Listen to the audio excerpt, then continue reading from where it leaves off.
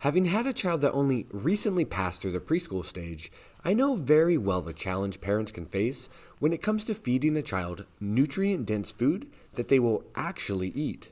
Furthermore, it too often seems like the healthy food they so easily enjoyed eating when they were younger now has become repulsive once they enter the preschool years.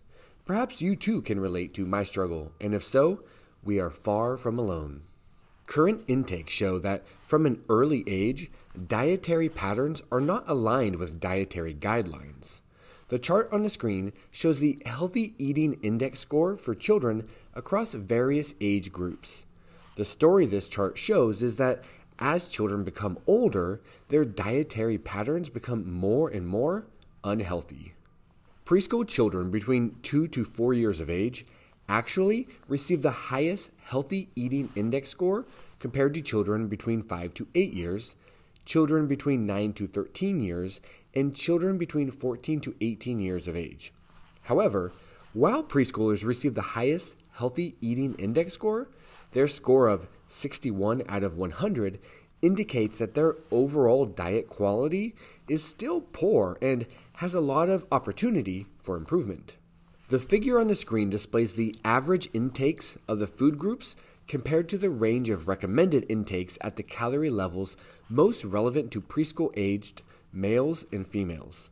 The light blue bars suggest the average recommended intake levels.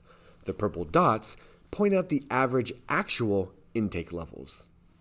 The greatest discrepancy between recommended intake and actual intake level is for vegetables, as preschoolers are eating below the recommended daily amount. Total fruit intake is right within the middle of the recommended level. Protein intake, while within the recommended level, is on the lower end. Total dairy consumption is just under the recommended intake level for females, although for males, it is only slightly within the recommended level. Male preschoolers are consuming more than the recommended amount of grains, while females are eating within the recommended range. As the vegetable category has the greatest discrepancy between recommended intake and actual intake level, let's look at the vegetable data a little closer. The figure on the screen shows the recommended intake levels for different vegetable subgroups and the actual daily intake level for preschool-aged children. Across the vegetable subgroups, the greatest discrepancy is for red and orange vegetables. Preschoolers are eating far less red and orange vegetables than is recommended. Although the recommended intake level for beans, peas, and lentils is low, recommending only between a half a cup to 1 cup daily, males are below this recommended level, and females only partially achieve their recommended level. Daily, both males and females consume less than half a cup of dark green vegetables, below the recommended intake range. At first glance, preschoolers' intake of grains seems satisfactory. Males are eating more grains than is recommended, and females are within the recommended range, although nearing the top of it. However, when we look deeper and separate the daily consumption of whole grains from refined grains, the story becomes less than satisfactory.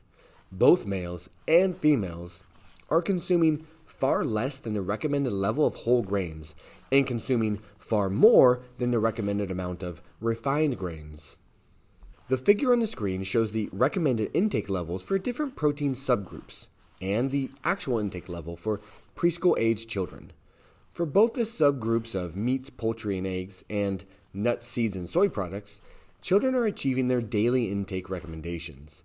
The only protein subgroup where actual intake is below the recommended level is for seafood.